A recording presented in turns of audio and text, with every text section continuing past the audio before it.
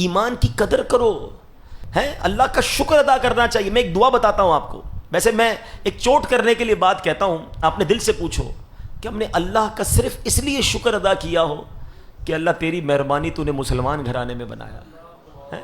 ہم میں سے بہت ساری شکوے ہیں، پیسے نہیں دیے، یا اللہ گاڑی نہیں ملی، بنگلہ نہیں ملا، کاروبار نہیں ملا، ارے سب مل جاتا، اگر ایمان نہ ملتا تو میں کدھر جاتا؟ میں اربوں پتی ہوتا اور خدا نہ خواستہ کسی غیر مسلم گھر میں پیدا ہوتا، میں کیا کرتا؟ ایمان سے بڑھ کر کچھ نہیں ہے، ساری دنیا کی دولت ایک طرف، ایمان کی دولت ایک طرف، اور ہمیں تو بن مانگے ملا نا، نو اسٹرگل، نو پرابلم۔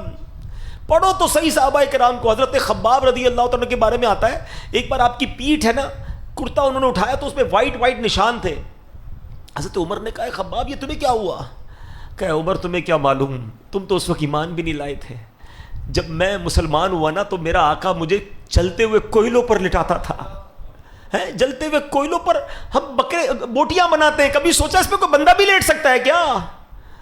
کہتے چلتے ہوئے کوئلوں پر مجھے لٹاتا تھا، اور اے عمر میری پیٹھ سے چربی پگھلتی تھی اور اس سے وہ کوئلے بجھ جایا کرتے تھے، مگر پھر بھی میں رب کا نام لیتا تھا۔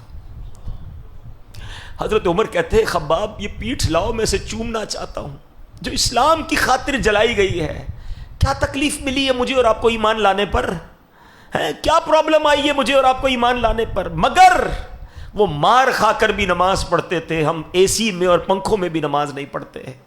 وہ قرآن پڑھتے تھے، آپ کو پتہ ہے میرے آقا جب قرآن پڑھتے تھے کفار کیا کرتے تھے؟ انہوں نے لڑکے رکھے ہوئے تھے کہ نبی پاک قرآن پڑھے تو تم شور مچانا، تم تالیاں بجانا، تم یہ کہنا معاذ اللہ یہ جھوٹا ہے، اس کی بات نہ سنو۔ ان کو ڈر تھا کہ ان کی تلاوت لوگ سن لیں گے تو ایمان لے آئیں گے۔ قرآن اللہ کے حبیب پڑھتے تھے، وہ لوگوں کو سننے نہیں دیتے تھے۔ اگر آج ہمارے گھروں میں قرآن موجود ہے، ہم قرآن نہیں پڑھتے۔